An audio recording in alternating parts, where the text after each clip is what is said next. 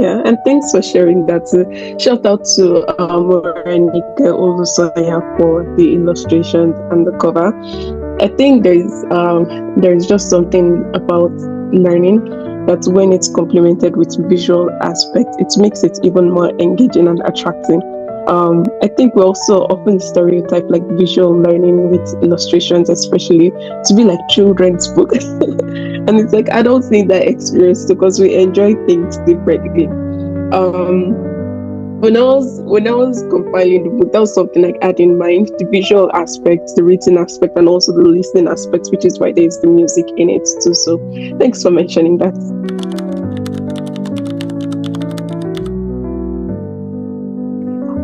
So I'll start with what inspired Face Me, I Face You. Um, I think I wanted a book that was full of representation, especially when it comes to African literature, African culture, and storytelling. I also wanted a very vibrant book of poetry because oftentimes when poetry is talked about, it's with these my basic buildings, and we had a balcony in the place where I lived, one of the longest in Challenge, Rita.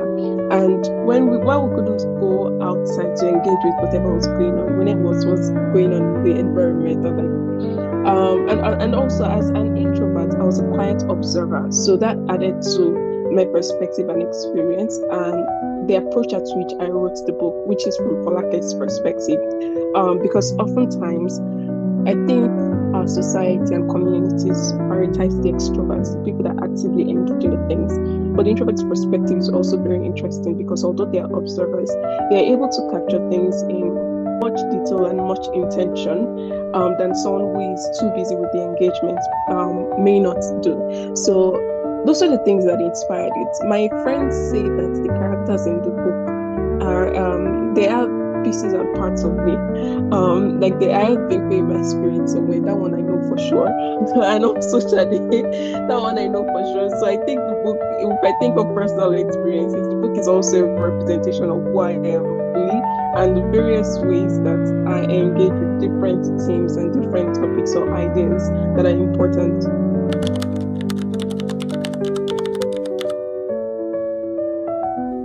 I don't think introverts make better writers per se because I do, and when I say I don't think so, it's probably because I've not read anything that gives evidence to that or any statistics or research that gives evidence that. In my second life, I enjoy reading research papers and stuff. However, there is evidence that they make better observers because they're introverts.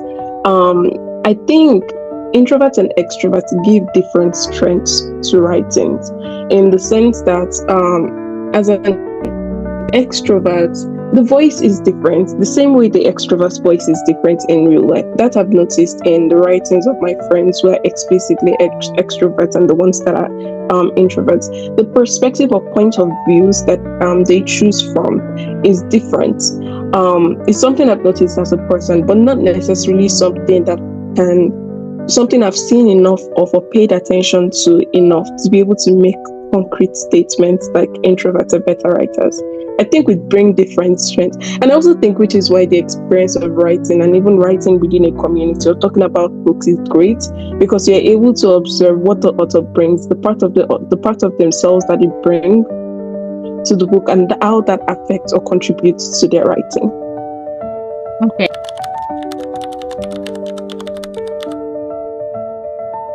Yeah.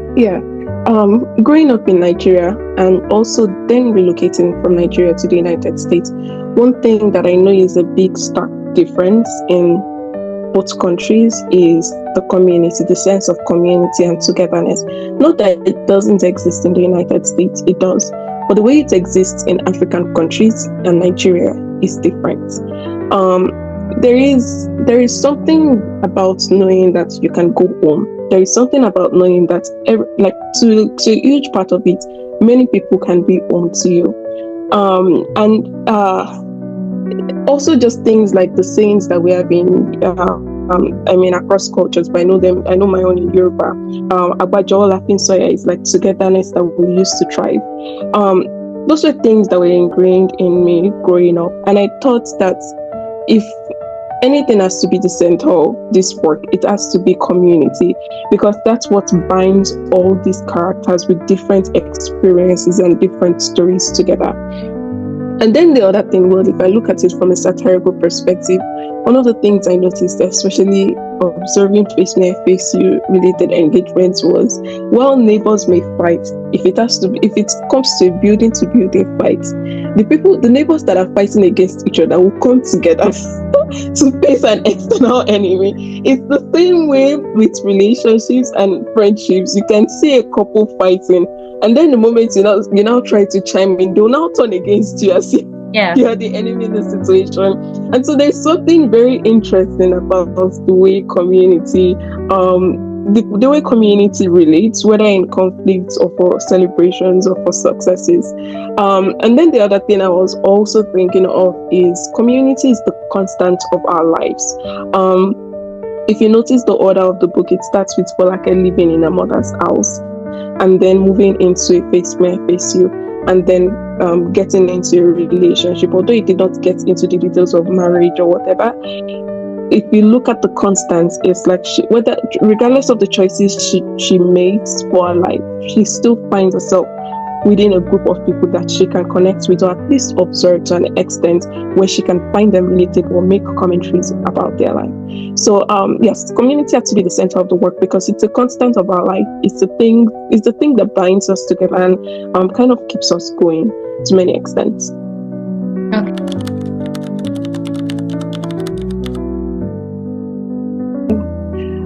That's a great question. One of the things I did a lot of while writing Face Me, I Face You was attend a lot of comedy specials. And one of my favorites is Dave Chappelle. I love how comedians, they talk about social issues in ways that we're giving them the allowance to talk about it anyhow they want. To be able to laugh about it, but to be able to understand that these are important things. When you think of African books stereotypically, or the stories, at least from an immigrant's perspective, when people think of African books, African stories, African experiences, the top things that come to their mind, especially if they're non-African, is sometimes the negative experiences that we have, like corruption or like poverty and all that stuff. Well, that's a common experience everywhere, and maybe that may be prevalent issues, but that's not the only story that exists about us. And I also think that I didn't want to write a book of perfection, especially when you're talking about multiple people's lives and multiple people's experiences within a context, within a situation, within a country, within an environment. There is no perfection. Perfection is the ideal, but it doesn't exist. However, I wanted to prioritize the joys of their life by giving a satirical or humorous perspective, even while still sharing the issues that are important. And I'll give an example. I think one of my favorites for me is the Brother Samson one, especially because of the play on words. And also there's a line that mentions the oil Brother Samson bought from Woliagba to anoint himself. And it talked about this idea of the purchase of spirituality, but never literally says the purchase of spirituality. Well, that's a sentence I can write in a poem and it's a bit poetic. It talks about it, but in a way that it's in passing. And that's somehow how these so-called important issues are in our lives. They are in passing. They're not the center of our lives, but they exist in our lives. So I wanted to write something that reflects our experiences as they are, and not center our problems, but still say these things exist, but then that's not the full story of who we are. I think it's also something that picks from, of course, Chimamanda Adichie's The Danger of a Single Story.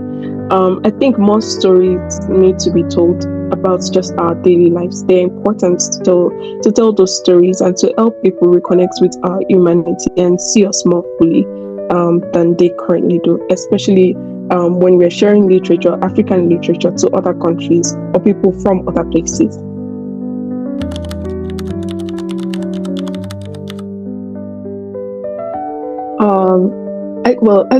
I've read a few books with Pidgin, Taxi Driver and Other Poems by Muiwa. I've forgotten the name of this other author's book, Sean Larry Williams, Gary for Breakfast. There are so many books with pidgin, and they're good. They're funny books too. I think for me, language is important. One of the pieces I published on my blog about is different from regular Yoruba, and I was just always fascinated. Even if I couldn't speak it like her, I was just always fascinated with the way the stories flowed and the way the stories sounded when she spoke.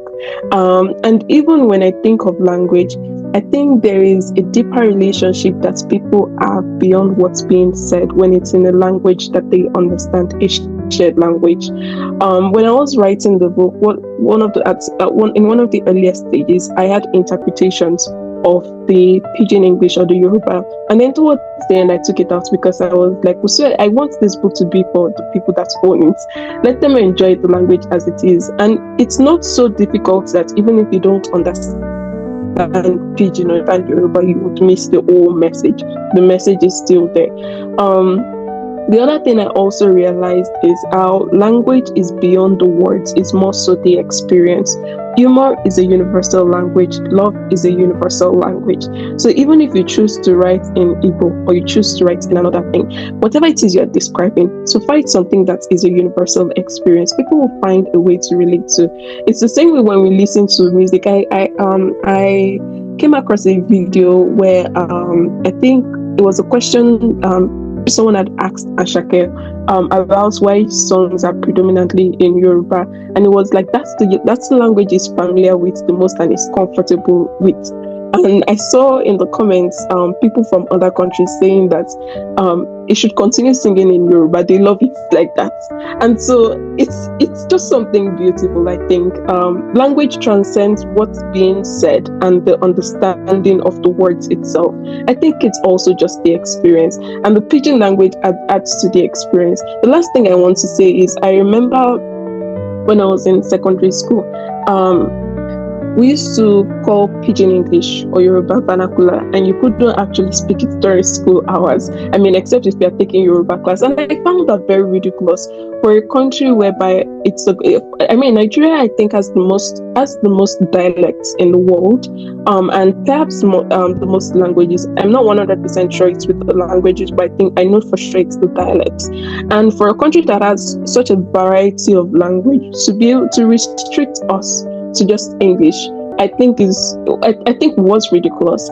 While I think it's useful academically sometimes, I wonder how it would have expanded our experiences if we read books like Face Me, I Face You, and if we could talk about it with our own language or with the languages that's represented, like Pidgin and Yoruba, and interpret things from there. There is a poem in the book. The poem where Bimpe was being criticized, that before someone says, I think it's husband. Yeah, the poem is titled Husband Material. It's good husband material. It's on page 37. And I say that poem because there is the Yoruba English in it, and you hear it. The poem goes like this: Bimpe, you retort when we say men must pay for the time God spent creating me. And it reminded me, when I was writing this poem, it reminded me of this Yoruba saying. It's not so much a saying. It's like Kato so A, what is so B. Before we say A, you would have said X, Y, Z. And it was that vibe I wanted to capture, even without writing the actual Yoruba. Language is interesting, I think, beyond the words, beyond English. It's interesting. And to be able to, I think one of the things that I'm most impressed I did with the book was to be able to capture such things. And writing it in pure English, but anybody that's reading it would know what I'm saying culturally and would be able to interpret it to themselves that way. So yeah, that's why. That's a long-winded way to answer the question, but it's a variety of reasons, and that's why.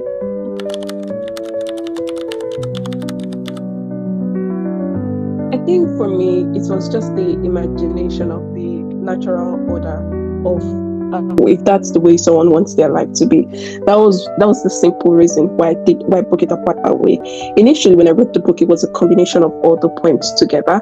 But there was a period where I was just stuck with writing, and I couldn't figure out what was off. And I remember realizing that it needed to be grouped. The poems needed to be grouped to the places where they belonged, and that was the best breaks I could give them. Now, in terms of the titles accompanying each part, um, I wanted to celebrate Nigerian music. I love Nigerian music. I love our culture. I think it's beautiful. Palava, of course, references Fela Kuti's, the refrain in Fela Kuti's song, and Water and Gary, you're correct, was from Tiwa Savage's album. But even before Tiwa Savage's album, I think the idea of Water and Gary is a very Nigerian thing. It's at the basis of everything. No matter how broke you are, if you find water and Gary, you're good. You're good in some sense. And you notice that the poems about the lovers started with money.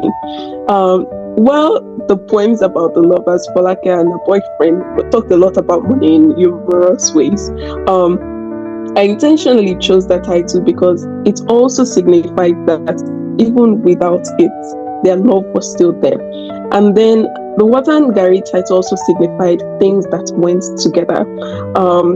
Water and Gary in the United States, how I put it, the variety I could compare it with would be peanut butter and jelly, which I think I mentioned in the book. So we all know these few things that go together. I know some people like rice and beans together, like just these two pairs of things. I'm very fascinated by them. That's why I chose the different sections that were broken apart that way and the different titles, mostly paying homage to Nigerian music.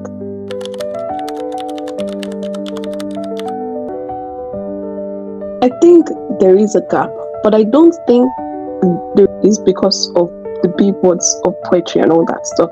It's the assumption that that's what poetry is and the stereotype that that's what poetry is. People are often shocked when I say there are more books like Face Me, I Face You in the market, not just in Nigeria, but also abroad. I just finished reading one book this week, Love Poems. It's by John Kenny. He wrote about the pandemic experience of working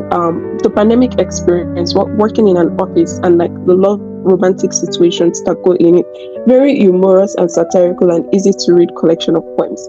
There are so many other books, and even after publishing Face Me, I Face You in December, I had a virtual session with Tolu Akiyemi, poet Tolu, who wrote Your Father Walks Like a Crab, I Laugh at These Skinny Girls, Our Earth is a Spider Nest, I think that's the title, Funny Men Cannot Be Trusted.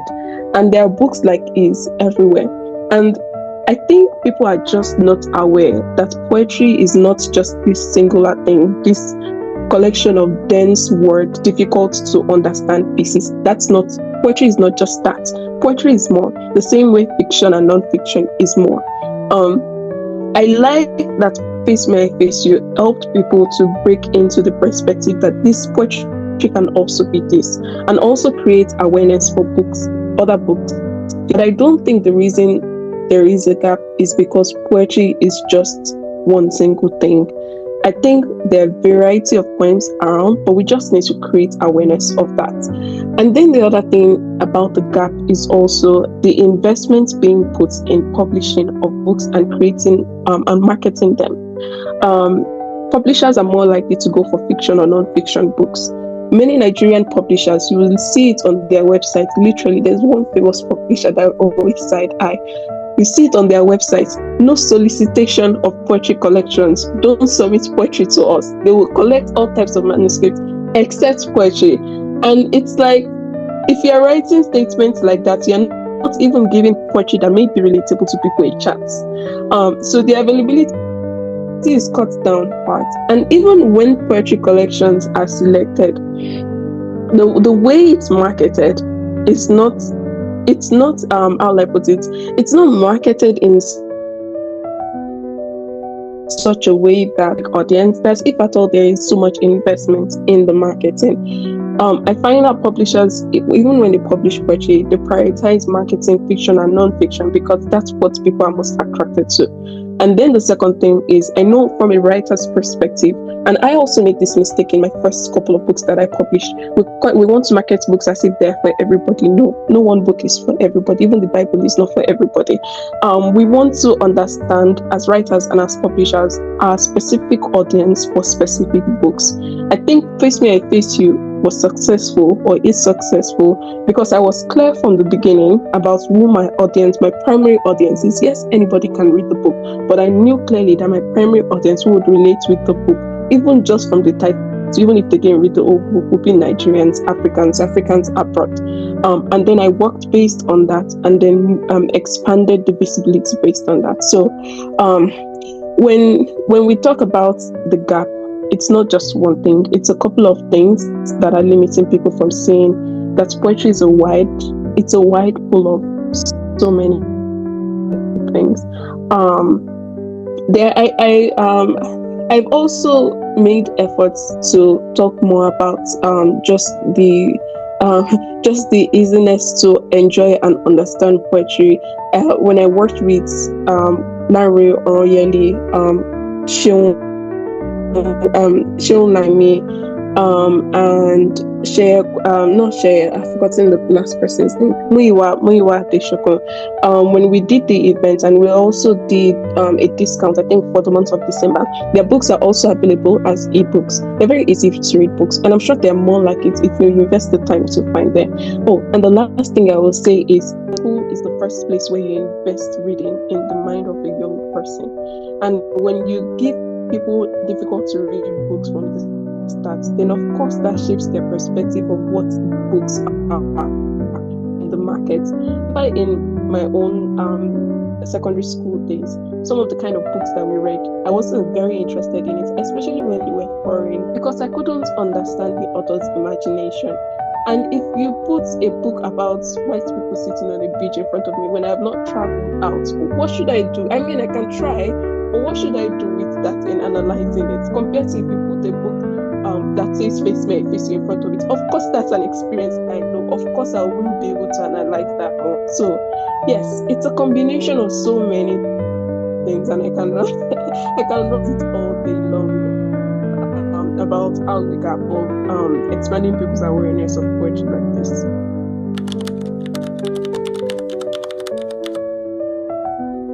No, for the future, I've not considered it. I don't hold. Maybe it's a limit to that part. Who knows?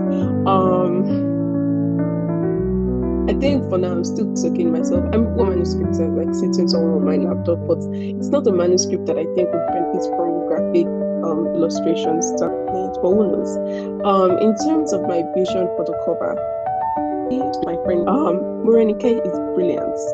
She's a phenomenal artist, and when I gave her my previous books and even Face Me, I Face You, I literally give her the manuscript and tell her to do what's in her mind. I did fine arts in secondary school, and so from an artist's perspective, and writing is not only my way of artistic expression. I knit, I crochet, I do so many things.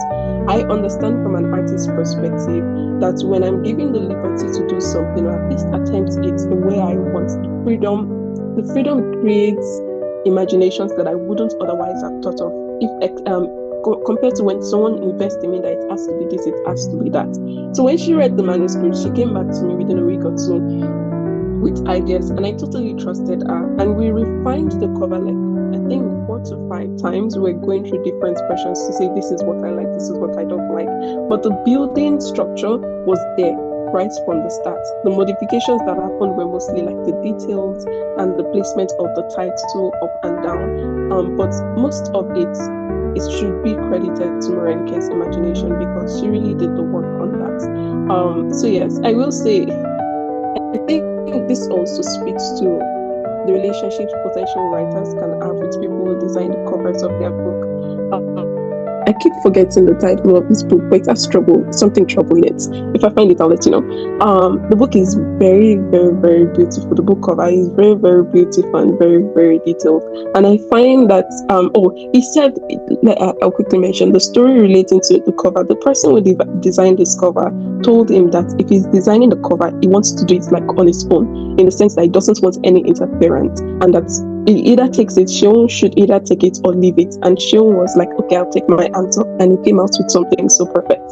So if you have a designer that you trust or an artist that's phenomenal and knows what they're doing, it makes the work easier. Not to say that you shouldn't question or add your perspective. Of course you can. That's what a relationship or working relationship, healthy one, looks like.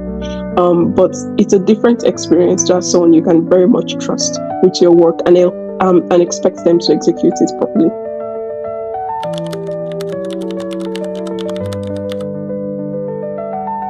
I think being paid only because a standard for relationship, I find it very okay. I find it funny. I also find it relatable to an extent, and this is where I give a bit of myself when I see my friends say that this book is me in different ways.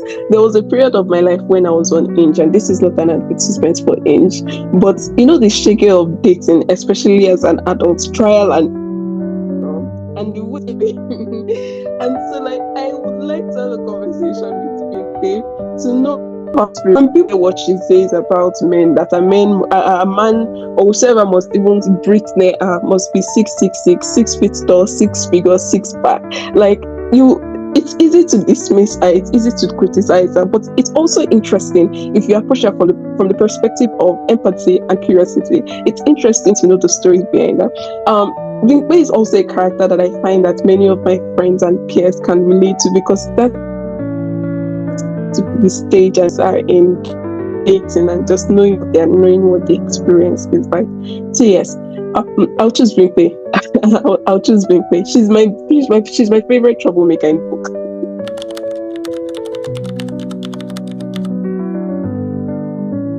If Chimamanda can take 12 years to write a book, I deserve to take 24. My excuse going forward. Like Chimamanda took 12 years. Don't stress me, please. I do have a manuscript that I'm working on. I actually still glanced at it this morning, but it's nowhere near what I would like it to be. I was thinking to myself, and in reflection with a conversation I had with a friend this week, that it gets to a stage as a writer whereby writing is easy. But what's difficult and what needs more time is your desire to write honestly and to write fully. I think that when you're writing, sometimes there's a lot of back and forth. There's a lot of old backs, and it takes a while for you to be able to get to that point whereby you can say, okay, I really don't care about anything. Or if I wrote as if no one would read this book, what else would I say? And I think that's where I'm finding myself. So yeah, I don't know. I don't know is my proper answer, but I'm going to keep writing and see what comes off of it. However, I should say very honestly that this is the first time that I'm seeing this also too. When people write sometimes people ask, will there be a second book like Face Me, I Face You? I don't think so. I don't think so. It's the same way when you think of Chimamanda's books. Every book of ours has been different. And I think readers should give writers the allowance to transform, to go into hiding and come out differently in the next body of work that they come out with. So yeah, I don't know, but I'm writing, which is a good news.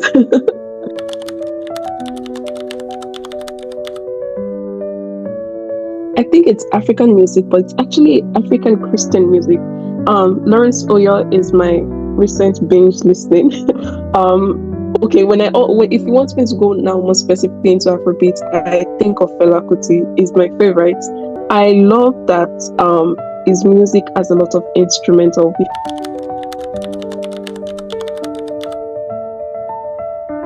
First, thank you very much for this opportunity. I was thinking to myself this morning that it's very interesting that 6 months after the book was published, we're still having conversations about it and doing meetings with book clubs. So it's not a privilege that I take for granted. If you look at the average life cycle of a book post-publication, it's usually like the first 3 months when it's booming, and to see Face My Face You keep going this long, it fills my heart with so much joy, and I'm very grateful. I am also very grateful for the insightful questions that you came with. I think one of the challenges of publishing a book and having conversations about the book is that sometimes the questions can feel recurring or superficial in a way that makes you question if the readers understand the book or if the readers understand what you're trying to do with it as an author. And I enjoyed the questions. I enjoyed the insights that you also bring to the questions, and I'm very grateful for your thoughtfulness. So yes, that's all I have to say. Thank you so much for your time. I really appreciate it, and happy Saturday.